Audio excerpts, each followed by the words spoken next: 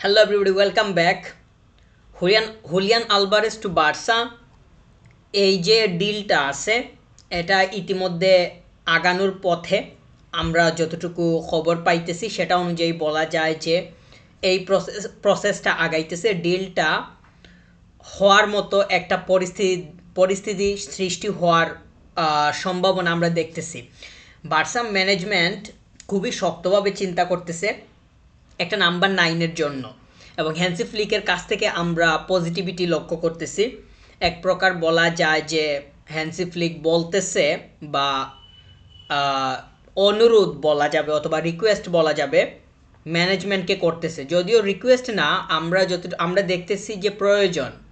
তো প্রয়োজন অনুযায়ী একদম ম্যানেজারের কাছ থেকে কথা আসতেছে যে নাম্বার নাইন পজিশনে একটা প্লেয়ার লাগবে, অবশ্যই শক্তভাবে এই পজিশনের কথা চিন্তা করা দরকার। অপশন হিসাবে চিন্তা করলে হুলিয়ান আলভারেজের বিকল্প এই মুহূর্তে নাই। বার্সা ম্যানেজমেন্ট আলভারেজের দিকে ঝুঁকতেছে। ম্যানেজমেন্ট অ্যাথলেটিকো মাদ্রিদের সাথে প্রাইমারিলি কথাবার্তা শুরু করছে। তো এই বিষয়টা হওয়ার পথেই আগাইতেছে, এবং আমি তো অনেক আগে থেকেই বলতেছি যে আমি এই ডিলের পক্ষে।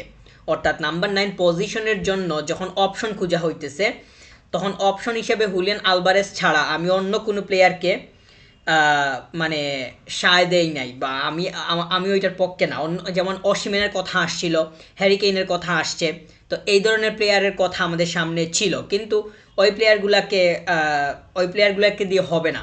অপশন হিসেবে বিবেচনা করলে একটু অ্যামাউন্ট খরচ করতে হবে, মানি খরচ করতে হবে। তো ভালো ভালো জিনিস পাইতে হলে, ভালো প্রোডাক্ট পাইতে হলে একটু খরচ করতে হবে, এটা তো খুবই স্বাভাবিক। তো আলভারেজকে পাইতে হলে, সাইন করতে হলে কিছু খরচ করতে হবে, এইটা খুবই স্বাভাবিক বিষয়। এই জায়গাতে অস্বাভাবিকতার কোনো কিছু নাই। তার এজেন্ট, আলভারেজের যে এজেন্ট আছে, ওরাও খুবই প্রফেশনাল, এবং তারা তো সর্বোচ্চ চেষ্টা করবে তাদের যেই প্রোডাক্ট আছে, মানে তার এজেন্টের কাছে আলভারেজ তো একটা প্রোডাক্ট, তারা তো চাইবে যে এই প্রোডাক্টটাকে ভালো দামে বিক্রি করতে, ভালো জায়গাতে দিতে। তো বার্সা যখন একটা প্লেস কিংবা ডেস্টিনেশন, তারা বার্সার কাছে অবশ্যই চাইবে, আস্ক করবে বিগ অ্যামাউন্ট। এইটা আমরা শুরুর দিকে শুনছিলাম, কিন্তু এখন এসে আমরা দেখতেছি বার্সা ম্যানেজমেন্ট প্রাথমিকভাবে অ্যাথলেটিকো মাদ্রিদের সাথে কথা বলতেছে। তো এই বিষয়টা গটার দিকে আগাইতেছে। আহ, এইটা আরেকটু শক্ত হওয়ার দিকে আগাবে, আমরা আরেকটু অপেক্ষা করতে হবে। অবশ্যই হুলিয়ান আলভারেজকে দরকার অপশন হিসেবে যখন আমরা চিন্তা করতেছি নাম্বার নাইন পজিশনের। আর আলভারেজ তো একদম প্রুভেন। এইটা নিয়ে তো কোনো ধরনের মানে দ্বিমত সৃষ্টি করার কোনো সুযোগ নাই। যখনই বিগ টিমের এগেনস্টে খেলতেছে, তখনই আমরা দেখতেছি যে তার লেভেলটা অন্যরকমভাবে প্রকাশিত হচ্ছে, বা সে নিজেকে অন্যরকমভাবে প্রেজেন্ট করতেছে। এটা তো একদম মানে দামাচাপা দেওয়ার কোনো কিছু নাই, পরিষ্কারভাবে মাঠের মধ্যে দেখা যাচ্ছে। হুলিয়ান আলভারেজ হচ্ছে বিগ ম্যাচ প্লেয়ার। তো বার্সাতে এরকম প্লেয়ার দরকার। নাম্বার নাইন পজিশনে কনসিস্টেন্সি প্রয়োজন। এই জায়গা থেকে আমাদের রেজাল্ট বের হয়ে আসবে একদম কনসিস্টেন্টলি, এইটা প্রয়োজন, এইটা যেরকম দরকার। একই সাথে পিক টাইমে পারফর্ম লাগবে। তো ওই পিক টাইমে পারফর্মটা আমরা যখন অপশন চিন্তা করতেছি, আমার দিকটা আমি বিবেচনা করলে বলতে পারবো যে হুলিয়ান আলভারেজ ছাড়া এই মুহূর্তে অন্য কোনো বিকল্প নাই। তো বার্সা ম্যানেজমেন্ট ভালো একটা ডিসিশন নিছে। আহ, এইটাকে অবশ্যই অ্যাপ্রিসিয়েট করতে হবে, করতেছি। এখন অপেক্ষায় আছি যে এই বিষয়টা কতটুকু আগায় সেটা দেখার। যদিও আমরা মিডিয়াতে অনেক কিছু দেখি, মেইন স্ট্রিম থেকে শুরু করে মিডিয়াম লেভেল, অথবা যদি বলি একদম লোয়ার লেভেলের, সবাই যেভাবে এক একটা ইস্যুকে সামনে নিয়ে আসে, অথবা কোনো একটা কিছু ঘটলো এইটাকে অনেকভাবে এক্সপ্লেন করে, তখন আসলে বিশ্বাস অবিশ্বাস সব কিছু মিলেমিশে এক হয়ে যায়। একটা বিষয় বা একটা ইস্যু যখন তৈরি হয় অথবা সামনে আসে, এইটাকে মানে অনেকভাবে মিডিয়া মানে প্রেজেন্ট করার চেষ্টা করে, তখন আসলে অনেক ভাবনা মানে মিশ্রণ ঘটে যায়, ভাবনার মিশ্রণ ঘটে যায়। আমাদের যে দৃষ্টিভঙ্গি এটা অন্যরকম হয়ে যাওয়ার একটা সম্ভাবনা তৈরি হয়। মিডিয়ার কারণে অনেক কিছু ঘটতে পারে, এটা খুবই স্বাভাবিক। তো মিডিয়ার উপরে আমরা সম্পূর্ণরূপে ডিপেন্ডেন্ট হইতে পারি না এই মুহূর্তে। আমরা শুনতেছি অনেক আগে থেকেই হুলিয়ান আলভারেজ বার্সাতে আসতে চায় বা আসবে অথবা আসার উপায় তৈরি হইতেছে, এই ধরনের গাল গল্প আমরা শুনে আসতেছি। তো এই মুহূর্তে এসে আমি তাদের হিসাবটা বেশি কষবো না, মানে স্ট্রিমে যারা আছে মেইন স্ট্রিম অথবা মিডিয়া তাদের কথা বলতেছি, তো তাদের বিষয়টা এত বেশি পরিমাণ সামনে নিয়ে আসবো না। আমরা ইতিমধ্যেই একটু খবর পাইছি আমাদের সামনে আছে যে বার্সা ম্যানেজমেন্ট অ্যাটলেটিকো মাদ্রিদের সাথে প্রাইমারিলি টকিং শুরু করছে। এখন এইটা কতটুকু আগায় সেটার উপরে ডিপেন্ড করবে আমাদের পরবর্তী কথা। তবে আমরা রবার্ট লেভানডস্কি এই সিজন পর বার্সা ছাড়বে, এটা মোটামুটি কনফার্ম। আর ফেরানকে দিয়ে কোনোভাবেই মানে লং চিন্তা করা সম্ভব না, তাকে ব্যাকআপ হিসাবে রাখতে হবে, সেকেন্ড স্ট্রাইকার অথবা ফিনিশার হিসাবে চিন্তা করতে হবে। তাকে ফার্স্ট হিসাবে চিন্তা করে অথবা টপ সম্পূর্ণ প্রায়োরিটি তার দিকে নিয়ে যাওয়া অথবা তার কাছ থেকে অনেক বেশি পরিমাণ আউটকাম আশা করা, এটা আসলে মানে সম্ভব না।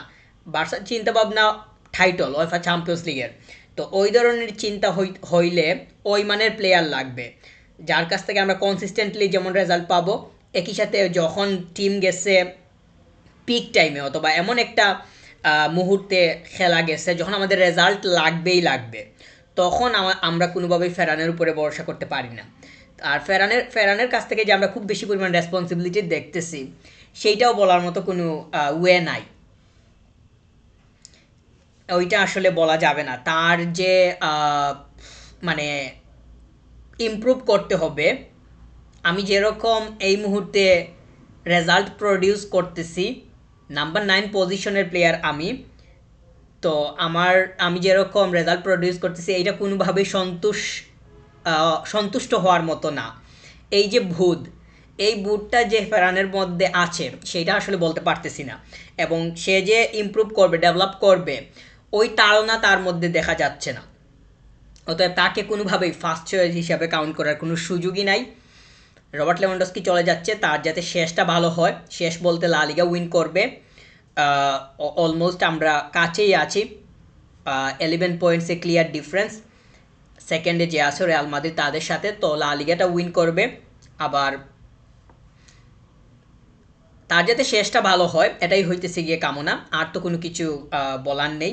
উয়েফা চ্যাম্পিয়ন্স লিগে আমরা যেভাবে খেলছি কোয়ার্টার থেকে বাদ পড়া লাগছে, এই জায়গাতে তো আর এইটা তো আর মানে কথা বলার কোনো সুযোগ নাই। তো একটা টাইটল উইন করবে, তার যাতে শেষ সময়টা সে যাতে একটু ভালোভাবে তার ফিলিংসটা তার অনুভূতিটা পজিটিভ নিয়ে যাতে ক্লাব ছাড়তে পারে, এটাই হইতেছে প্রত্যাশা। রবার্ট লেভানডস্কিকে নিয়ে আমাদের আর বেশি কিছু বলার নেই, আমরা তাকে ডিসরেসপেক্ট করে কোনো কিছু বলতে পারবো না, ওইটা বলতে চাইও না, কিন্তু ফেরানকে নিয়ে অবশ্যই বলতে হবে। এরে দিয়ে কোনো কিছুই হবে না, কোনো কিছু বলতে মানে পিক টাইমে পারফর্ম হবে না। আর যাই হোক, যখন দেখা যাচ্ছে যে মানে স্কোর লাগবে, যখন দেখা যাচ্ছে যে পারফর্ম লাগবেই লাগবে, ওই সময়ে মানে ফেরান নাই হয়ে যায়, ওরে খুঁজেই পাওয়া যায় না। যেই সময় জ্বলে ওঠা দরকার ওই সময় নিভে যায়, তাহলে ওরে দিয়ে কী হবে? ফেরানকে সামনের সিজনে কোনোভাবেই মেইন চিন্তায় রাখা ঠিক হবে না, এটা হবে বড় বুকামি। এই জন্য হুলিয়ান আলভারেজের বিকল্প এই মুহূর্তে নাই, হুলিয়ান আলভারেজ ছাড়া বিকল্প নাই, ওরে অবশ্যই যেভাবেই সম্ভব হয় নিয়ে আসাটা প্রয়োজন। যেহেতু প্রাইমারি টকিং শুরু হয়েছে, আমরা একটু অপেক্ষা করব যে বার্সা ম্যানেজমেন্টের কারো কাছ থেকে কোনো কথা আসে কিনা। এখন অবধি মিডিয়ার কাছ থেকে আমরা শুনতেছি, যদিও মিডিয়া যে সবগুলা ফেক কিংবা অবিশ্বাস করতে হবে, বিশ্বাস করার মতো না তেমনটা না, অবশ্যই বিশ্বাসযোগ্য কিছু সংখ্যক আছে, আমরা সেটা জানি, তাদের কাছ থেকে আমরা শুনলে সেটা বিশ্বাস করতে পারি। তবে যদি ম্যানেজমেন্টের কারো কাছ থেকে সরাসরি কোনো কথা আসে, কোনো ইঙ্গিত আসে, আভাস পাওয়া যায়, সেক্ষেত্রে আমরা আরেকটু নিশ্চিত হইতে পারবো। এই বিষয়টা একটু আগাক, এটাই চাইতেছি।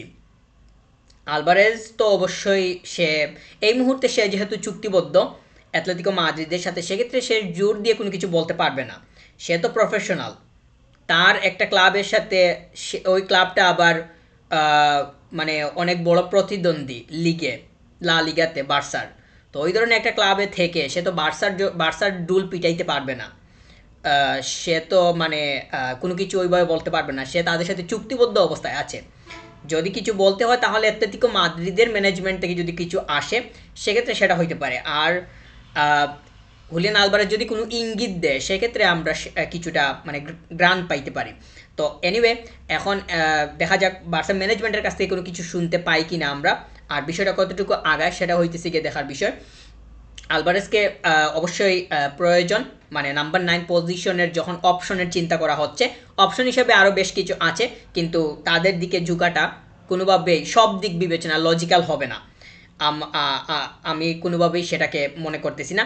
আলভারেজের যেই গতিধারা আছে কিংবা গতিপথ আছে, এইটা যদি আমরা লক্ষ্য করি, সে সব ধরনের টুর্নামেন্টে খেলে, ওই ধরনের টুর্নামেন্টে পারফর্ম করে নিজেকে প্রমাণ করে ফেলছে, এই অবস্থায় আছে।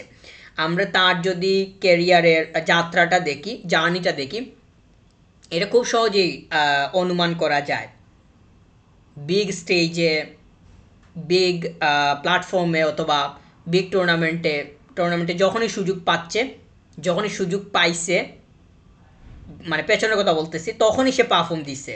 তো তার যেই গতিপথ আছে এইগুলা যথেষ্ট পরিমাণ ইতিবাচক, মানে ওই গতিপথে পারফর্ম করছে, ওই পারফর্মটা ইতিবাচক এবং যথেষ্ট পরিমাণ ইফেক্টিভ ছিল, মানে প্রভাব রাখার মতো তার টিমের জন্য।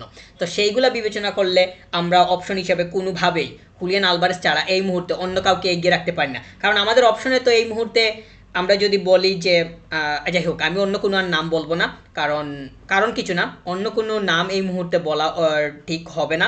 হুলিয়ান আলভারেজকে নিয়ে কথা হইতেছে, আর ওরে নিয়ে তো অনেক আগে থেকেই কথা বলতেছি।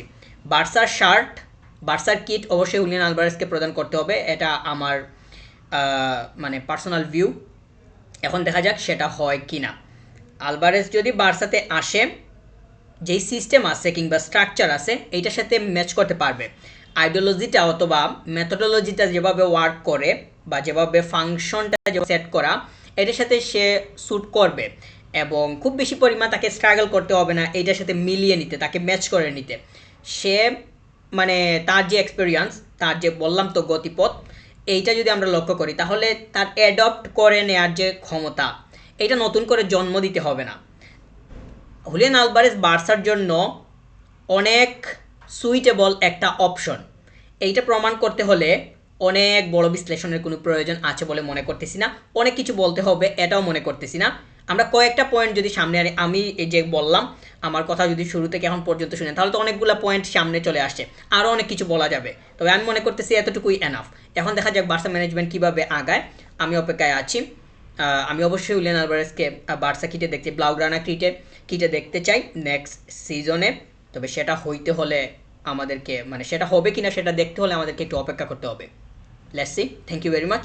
সাবস্ক্রাইব।